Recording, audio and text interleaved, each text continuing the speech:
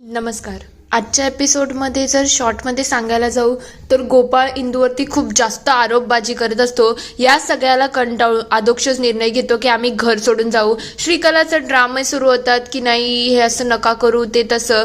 त्यानंतर मोठ्या बाई प्रयत्न करतात पण आदोक्षसवरती फारसा काही उपयोग होत नाही. तो त्याच्या हट्टाला पेटलेला असतो की आता बस झालं. हे सगळं केल्यानंतर श्रीकलाला खूप आनंद होतो. इंदू आदोक्षला अडवण्याचा प्रयत्न करत असते पण फारसा त्याचाही काही उपयोग होत नाही. चला बघूया डिटेलमध्ये आजच्या एपिसोडमध्ये काय काय घडले. नमस्कार. आजच्या भागात आपण बघणार आहोत गोपाळ इकडे खूप चिडलेला असतो. तेव्हा इंदू म्हणायला लागते जेव्हा मी तिथे होती ना माझ्या बरोबर पप्प्या सुद्धा होता आणि त्याने सुद्धा सगळं बघितलं आहे. तेव्हा गोपाळ विचारतो सांग मग की पप्प्या तू सांग तू स्वतःच्या डोळ्याने बघितलं का तिला होम करताना. तेव्हा तो म्हणतो नाही मी स्वतःच्या डोळ्याने तर नाही बघितलं. तेव्हा गोपाळ म्हणतो बघा बघा आता ही तर खोटारडी होतीच होती आता ही निलाजी सुद्धा झाली आहे. म्हणजे स्वतःच्या स्वार्थासाठी तू कोणत्याही थराला जाऊ शकते. तेव्हा इंदू म्हणायला लागते गोपाळ बस कर किती बोलणार आहे. तेवढ्यात आदोक्षजी म्हणायला लागतो गोपाळ दादा जरा अति होत आहे ना. तेवढ्यात तो इंदूलाही थांबवतो. तेव्हा गोपाळ म्हणतो हे बघा हिला ना सतत आमच्या विरुद्ध कटकारस्थान करायची सवय झाली आहे. तेव्हा आदोक्षस म्हणतो इंदू आता तू शांत राहा बस झालं. मी सगळ्या गोष्टी सहन करतोय आता माझ्याकडून सहन होणार नाही आहे. खरं म्हटलं तर तुला माझी थोडीफार का होईना परवा असेल ना तर आता तू काहीच बोलणार नाही. गोपाळ दादा आणि श्रीकला वहिनी मी तुमची माफी मागतोय. माझ्यामुळे आणि माझ्या बायकोमुळे या घरामध्ये खूप कलह होत आहेत आणि त्याच्याचमुळे मी एक निर्णय घेत आहे की आम्ही दोघं पुढच्या 48 तासामध्ये हे घर सोडून जाणार आहोत. म्हणजे या घरामधला कलह बंद होऊन जाईल आणि कोणाला कोणताच प्रॉब्लेम होणार नाही. इंदू मी तुला पहिलेच म्हणालो होतो ज्या दिवशी या घरामध्ये कलह सुरू होईल त्या दिवशी आपण हे घर सोडणार आहोत आणि आता मी तेच करणार आहे. हे ऐकल्यानंतर इंदूच्या डोळ्यात अक्षरशः पाणी येऊन जातं आणि व्यंकू महाराज म्हणतात आदोक्षस काय बोलतोय हे सगळं करायची बिलकुल गरज नाही. तेवढ्या श्रीकला पुढे येते आणि म्हणते आदोक्षस दादा मी तुमची माफी मागते ना प्लीज असं काही करू नका. हे सगळं करून तुम्हाला घर सोडून जाऊन काय मिळणार आहे. पण ती अक्षरशः खुश झालेली असते. तेव्हा आदोक्षच म्हणायला लागतो माझा निर्णय आता पक्का झाला आहे आणि आता याच्यामध्ये फारसा काही बदल येणार नाही. म्हणून मला माफ करा. आमच्यामुळे या घरामध्ये सतत वाद झाले आहेत म्हणून आता आम्ही या घरामध्ये राहू शकत नाही. तेव्हा मोठ्या बाई म्हणतात की हे घर तुझं आहे आदोक्षस तू घर कसं काय सोडून जाऊ शकतो हे सगळं मला मान्य नाही आहे. तेव्हा तो म्हणतो आई जर तुला मान्य नसेल ना तर तू सुद्धा आमच्या बरोबर येऊ शकते. तुलाही मी हक्काने घेऊन जाईल. तेव्हा तू सर आता तुला काय करायचं आहे. तसं तर माझं ठरलं आहे की आम्ही आता घर सोडून कायमचं निघून जाणार आहोत. हे सगळं झाल्यानंतर इंदू श्रीकलाकडे खूप रागाने बघत असते.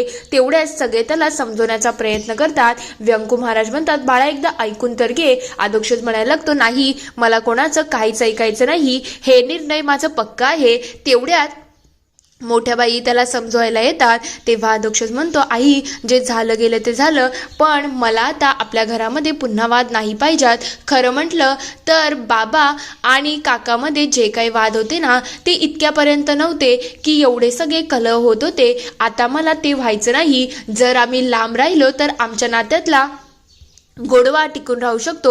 दादा आम्ही तुला वचन देतोय की पुढच्या 48 तासामध्ये आम्ही दोघंही हे घर सोडून जाणार आहोत. म्हणजे कोणालाच काहीच प्रॉब्लेम होणार नाही. आमच्यामुळे जो काही त्रास होतो त्याच्यासाठी मला माफ करा.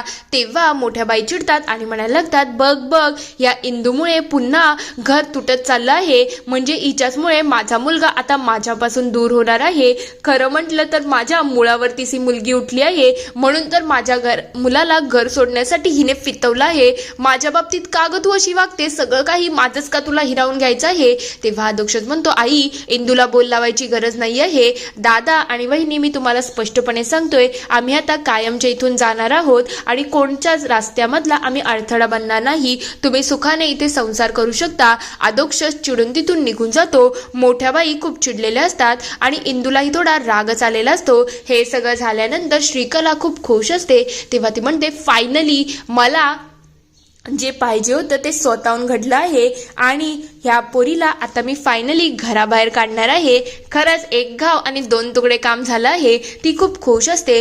तर दुसरीकडे अधोक्षज इकडे एजंटला कॉल करायला गेलेला असतो. तेवढ्यात तिथे इंदू येते आणि फोन कट करते. तेव्हा ती म्हणते, विठुरायाची शपथ अधोक्षज, खरंच ती श्रीकला खोटाडी आहे.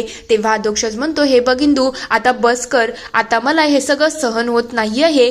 खरं म्हटलं तर मला एक गोष्ट समजली आहे, तुझं आणि श्रीकलाचं या घरामध्ये कधीच पटू शकत नाही. म्हणून सततची भांडणं होण्यापेक्षा आपण हे घर सोडलेलं जास्त चांगलं आहे. तेव्हा ती म्हणते, अधोक्षज तू कसं काय बोलू शकतो?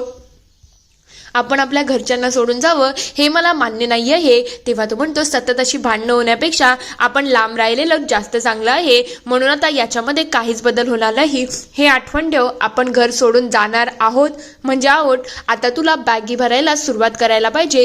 इंदूला या सगळ्याचं खूप वाईट वाटत असतं की सगळं काही बर्बाद झालेलं आहे. दुसरीकडे श्रीकला खूप खुश असते. तेव्हा ती म्हणते, तुम्हाला माहिती आहे का, एवढ्यापर्यंत आलं होतं म्हणजे नाकी डोळी पूर्णपणे पाणी भरलं होतं अशी सिच्युएशन होती. आणि त्याच्यामध्ये शेवट मला मार्ग सापडला आणि शेवट या सगळ्यातून बाहेर निघता आलं. मला तर खूप भीती वाटत होती की या सगळ्यातून कसं आहे.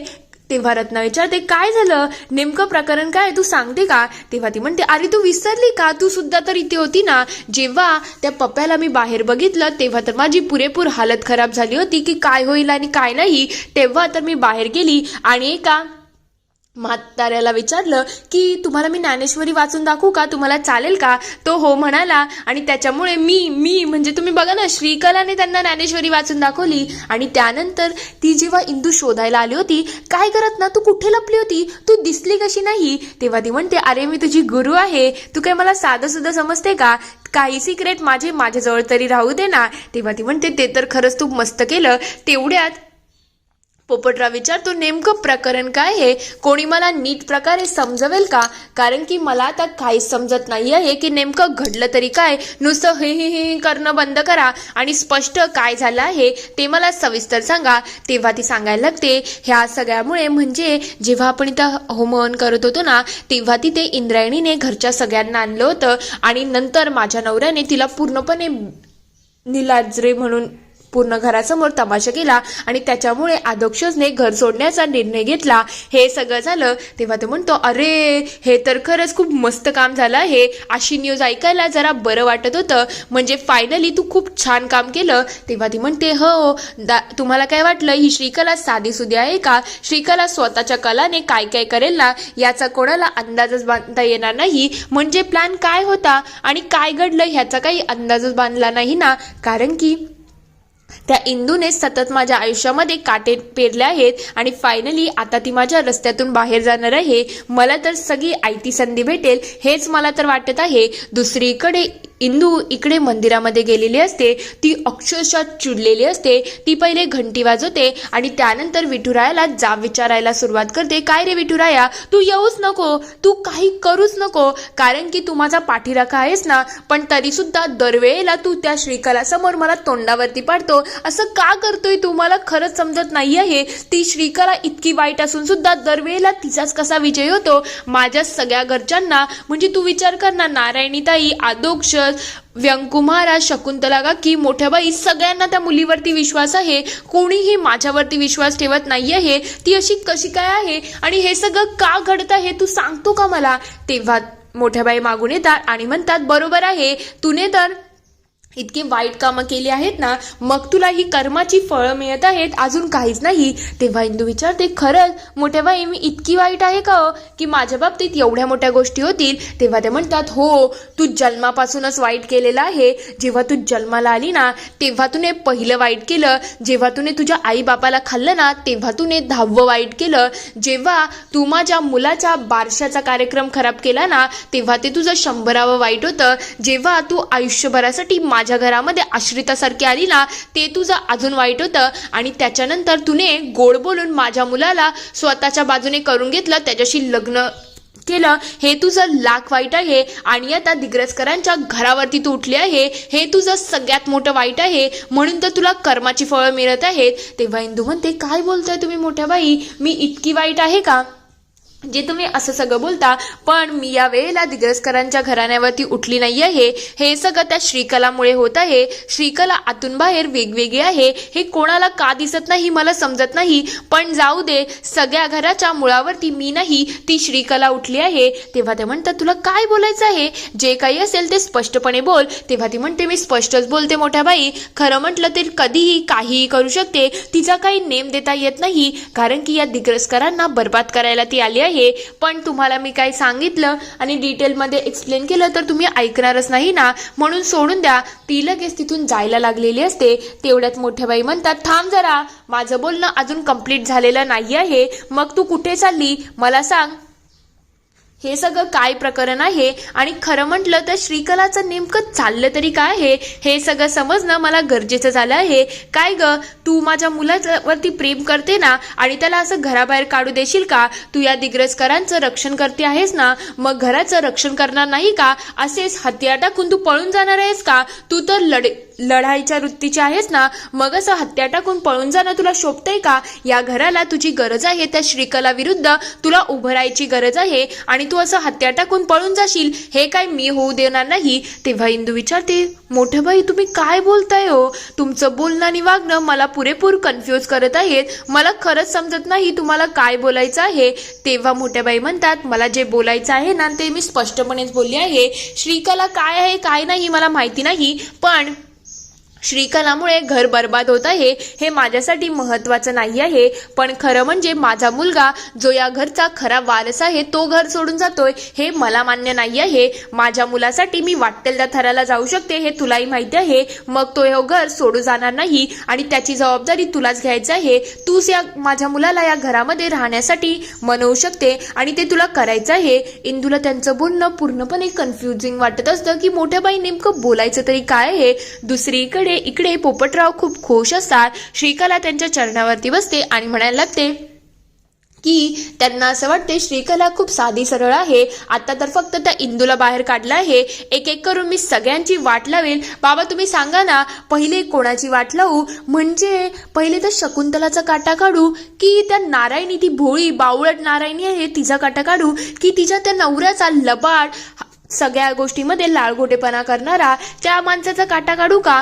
की तुम्ही सांगा ना, तुम्ही जे बोलाल त्या माणसाचा मी आता जीव घ्यायला मागे पुढे बघणार नाही. तेव्हा ते म्हणायला लागतात, अगं असं छोट्या छोट्या फांद्यांवरती वार करायचं नसतं, मेन मुळावरती तुला वार करायचा आहे.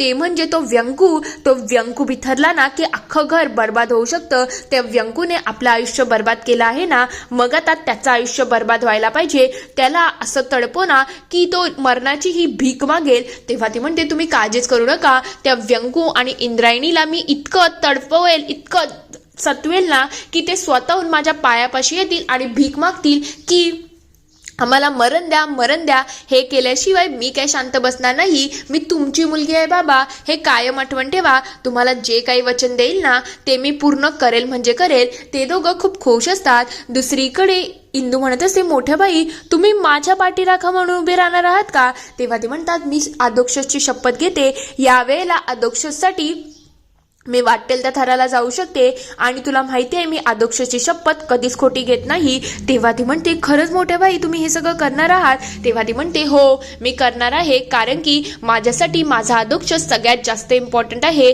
आणि दिग्रसकरांचं घर बर्बाद करायचं नसेल ना तर त्यासाठी तूच या घराची रक्षण करती म्हणून उभी राहायला पाहिजे. हे सुद्धा मला चांगल्या प्रकारे माहिती आहे. हे ऐकल्यानंतर इंदूच्या चेहऱ्यावरती खूप आनंद आलेला असतो की फायनली कोणीतरी माझ्या बाजूने उभं राहत आहे. इथे हा एपिसोड संपतो. पुढील भागात आपण बघणार आहोत ती श्रीकला पाताळ यंत्री आहे हे मला सुद्धा थोडंफार का होईना समजत चाललं आहे आणि ती वाटते तेवढी साधी नाहीये हे, पण तूच या घराचं रक्षण करू शकते हे मला समजलं आहे. मग आता तू या घरासाठी कायम उभी राहा आणि आदोक्षसला या घरातून जाऊ देऊ नको, कारण की तू घराबाहेर गेली तर हे घर पुरेपूर बिथरू शकतं. आता तू मला वचन दे की तू हे घर सोडून कुठेच जाणार नाही आणि आदोक्षसला या घरामध्ये राहण्यासाठी मनवशील.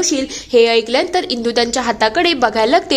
हे सगळं विठुरायासमोर होत असतं. इथे हा एपिसोड संपतो. आता खरं म्हटलं तर हा विठुरायाचा चमत्कार आहे की मोठ्या बाईंना स्वतःहून आलेला अनुभव आहे. तुम्हाला काय वाटतं ते मला कमेंटमध्ये नक्की कळवा. व्हिडिओ आवडला असेल तर लाईक, शेअर, सबस्क्राईब करायला विसरू नका. Thank you for watching.